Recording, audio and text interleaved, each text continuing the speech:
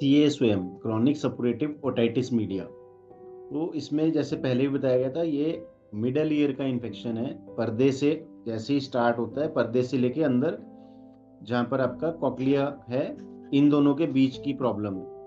तो इसी में आपने देखा होगा काफी जनों को ये आ रहा है CSOM की जगह क्रॉनिक ओटाइटिस मीडिया लिखा होता है COM।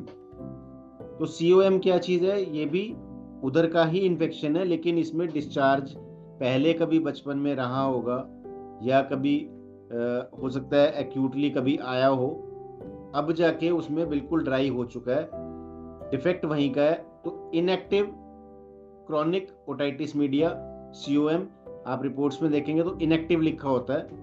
इनएक्टिव का मतलब है प्लस माइनस जो है ये बिल्कुल भी डेंजरस नहीं होता है। और एक्टिव COM तब होता है जब वहां पर डिस्चार्ज होता है। इसी के अलग कुछ और प्रकार भी जी हैं जो आप देखेंगे रिपोर्ट्स में लिखा होता है म्यूकोजल COM। म्यूकोजल COM क्या है कि अंदर की जो म्यूकस लाइनिंग है, जैसे हमारी नाक की भी होती है, हम ऐसे करते हैं तो अंदर आपको एक कई बार रेशा सा अंदर आता है, सेम ऐसे ही कान के अंदर भी आपके म्यूकोजल जगहें होती हैं, टिश्यूज होते हैं। तो इसमें से जब ये अफेक्टेड होते हैं तो इसको हम म्यूकोजल COM बोलते हैं। अब ऑपरेशंस का कुछ अगर मैं बताऊं आपको, तो ऑपरेशंस क्या हैं? एक ऑपरेशन जो है जिसको हम बोलते हैं मेरिंजियोप्लास्टी।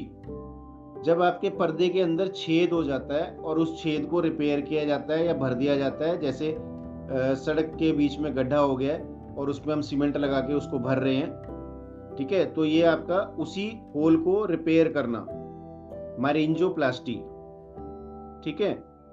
दूसरा जो इसमें आता है वो है टिम्फैनोप्लास्टी। टिम्फैनोप्लास्टी क्या है कि जब पूरे ही पर्दे को रिप्लेस किया जाता है, पूरे ही पर्दे को फिर से बनाने के लिए, चाहे वो आपके टिश्यू और चाहे जो है केमिकल्स, सिंथेटिक मटेरियल को यूज करके उसको पूरे ही पर्दे को क्लोज किया जाता है, ठीक है। तो इससे जो हमारे मोस्टली पेशेंट्स ने फीडबैक दिया है, काफ़ी पेशेंट्स ऐसे हैं, और अगर आप गूगल के ऊपर जाएं बड़ा क्लियरली लिखा है कि इनका एक मेजर जो साइड इफेक्ट रहता है कि इसके बाद टिनिटस स्टार्ट हो सकता है।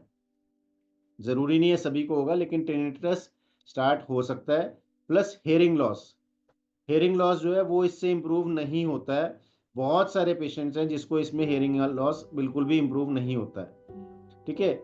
आगे भी और नई नई कान के बारे में जानकारी जानने के लिए हमारे चैनल के साथ जुड़े रहें, और आपको लेटेस्ट अपडेट्स और रेगुलर किस तरह से आप ठीक हो सकते हैं इसके बारे में जानकारियां दी जाएंगी।